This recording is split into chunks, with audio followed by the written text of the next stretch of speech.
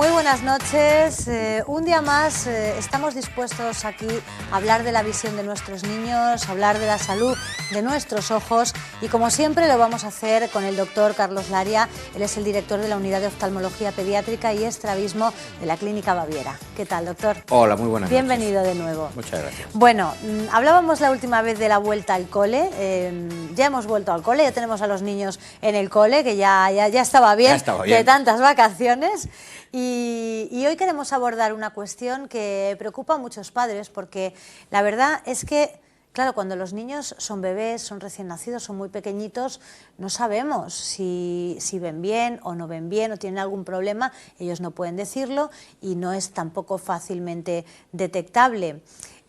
Aún así, hay muchos papás que, bueno, pues que no llevan a un niño al oftalmólogo. Imagino que coincidirá aquí conmigo que, bueno, pues no tenemos quizá esa cultura de revisión del oftalmólogo como revisamos a lo mejor otras posibles patologías en otras partes de nuestro cuerpo. Y llegamos a un día en el que el niño ya puede decir que no ve bien o notamos algún síntoma y a veces es tarde o es más difícil rectificarlo. Por tanto, una de las dudas que nos surgen a todos los padres que tenemos niños, ¿cuándo hay que hacerse la primera revisión? ¿Desde qué edad podemos revisarle los ojitos al niño? Un niño puede revisarse desde que nace. Vamos a irnos a un caso extremo. Un niño haya nacido prematuro. Hoy esté en una incubadora, un embarazo de 6 meses y pico, en una incubadora con un alto riesgo, a veces vital, por desgracia, y el pediatra, antes de dar el alta a esa incubadora, a ese niño de la incubadora, va a pedir que lo vea un oftalmólogo y que lo dilate, le ponga esas gotitas y le vea el fondo de ojo, y a veces incluso hay que hacer tratamientos quirúrgicos, cirugías en esa incubadora, porque puede haber una enfermedad, un problema de prematuridad, que le puede dejar ciego, y hay que actuar ahí, en prematuridad, en esos primeros meses. Con lo cual, si podemos verlo en esos primeros meses, podemos verlos en cualquier momento. Otra cosa es que muchas veces pensamos que el pediatra ya ha podido hacer todo, y yo desde aquí una loa total a los pediatras, a los educadores, porque son el primer guerrero en el campo de batalla, son los primeros que diagnostican el problema muchas veces. Pero por desgracia el pediatra no tiene medios para poder ver la graduación de un niño, como lo puede ver un oftalmólogo, porque sencillamente con dilatar al niño y hacer una mera maniobra de exploración que un oftalmólogo pediátrico está acostumbrado, no hace falta esperar a que sepa leer, a que sepa escribir, a que sepa los números, si no ve cuándo los va a aprender. Y si tiene un problema para poderse comunicar, por un problema neurológico, un problema general, no le tenemos por qué dejar ciego porque el niño no colabore, ni mucho menos. La pregunta que yo más temo en la consulta después de 25 años es cuando a un padre le dices que un niño tiene un problema y lo primero que te va a preguntar es, oiga, ¿y si lo hubiera traído antes? Y es la pregunta más temible, porque, como digo yo, hay que salir por la tangente. Muchas veces la respuesta es, sí, antes hubiéramos tenido mejor solución. Gracias a Dios, la mayoría de las veces hay solución para el problema, pero otras podemos llegar tarde. Podemos llegar tarde a solucionarlo. Entonces, un niño debe de verse desde recién nacido. Si el pediatra intuye algo, nos lo va a mandar inmediatamente. Y si no intuye nada y todo es normal, yo siempre diría que en el primer año de vida debe ser recomendable una dilatación y ver el fondo de ojo para excluir una serie de problemas que haya que actuar ahí. Muchas veces los padres ya tienen un problema de gafas, tienen un problema de ojo vago o tienen ese miedo por algún antecedente en la familia y ese miedo se puede quitar en 5 segundos. Es decir, graduando a un bebé que ha nacido y tiene un par de mesecitos, pueden decir, pues mire, la graduación está en márgenes normales, no hay nada raro, o sí, este niño va a poder necesitar una gafa muy prontito, cuanto antes mejor, o probablemente no. Yo creo que el concepto que debemos sacar es que lo podemos valorar en cualquier momento y con mucho, siempre en el primer año de vida debe de verse y luego ya seguir las indicaciones de nuestro oftalmólogo en base a si va a hacer falta una revisión antes o después, porque en el desarrollo todas esas cosas van a ir cambiando.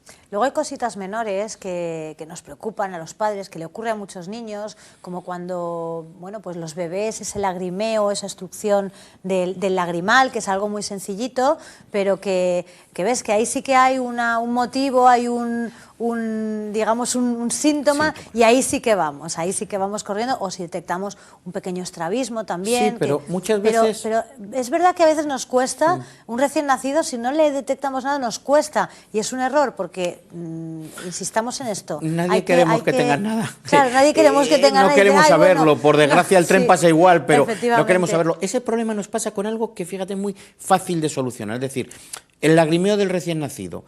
Muchos niños nacen con un problema del lagrimal, el lagrimal está obstruido, y eso hace que el ojo no drene bien la lágrima y llore. Claro. Eso, cuando se resuelve en los primeros meses de vida, en la mitad de esos niños que nacen con el obstruido, con unas maniobras de un masajito, limpieza, en los primeros 3, 4, 5 meses de vida se ha resuelto, se ha acabado el problema.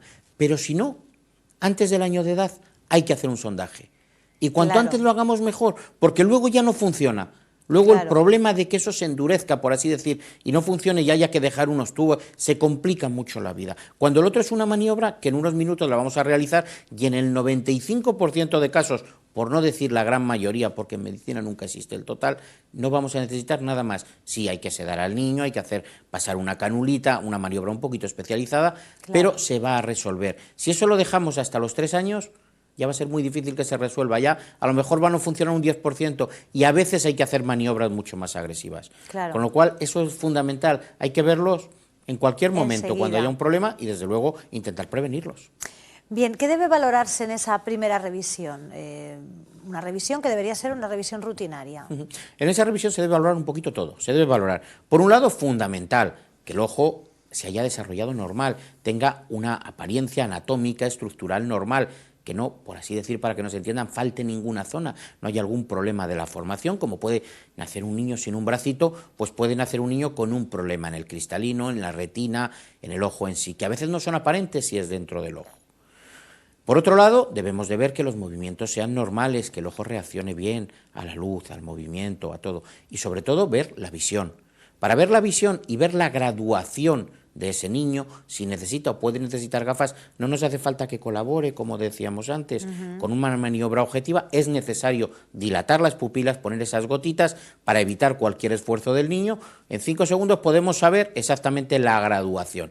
En un minutito graduamos y ya sabemos lo que el niño tiene en ese momento y cómo puede, más o menos por la evolución normal de un niño, irse desarrollando. Y luego ver dentro del ojo que el nervio óptico esté bien, que la retina esté bien, que no haya una catarata, eso de los adultos, que no haya una catarata congénita. Muy poquitos, sí, pero que no nos toque. Claro, claro, la verdad es que sí. ¿Y cómo podemos reconocer, medir la visión que tiene? Hay muchos métodos para los niños, desde lo tradicionalmente, que todos recuerdan cuando decían, tápale un ojito y si no se pega con la pared es que el niño ve.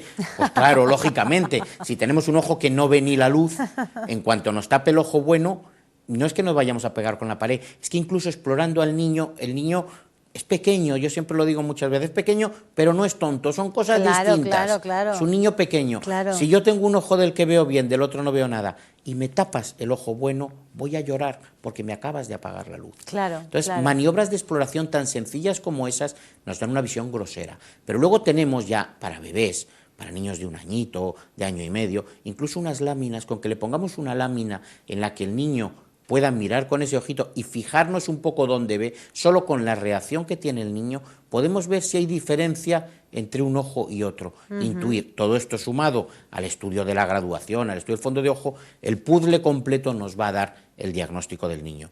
Luego ya vamos a pasar a test de dibujitos, cuando los va a conocer qué muñequito es este, qué muñequito es el otro, patitas de la SES, una SES para un sitio, para otro, o ya test de adultos, con números o letras, pero repito, no hay que esperar, incluso en bebés, cuando tenemos serias problemas o sospechas de que tenemos un niño que no tiene visión, que tiene un ojo ciego, podemos hacer pruebas fisiológicas especiales para que nos digan cómo transmite ese nervio. Claro.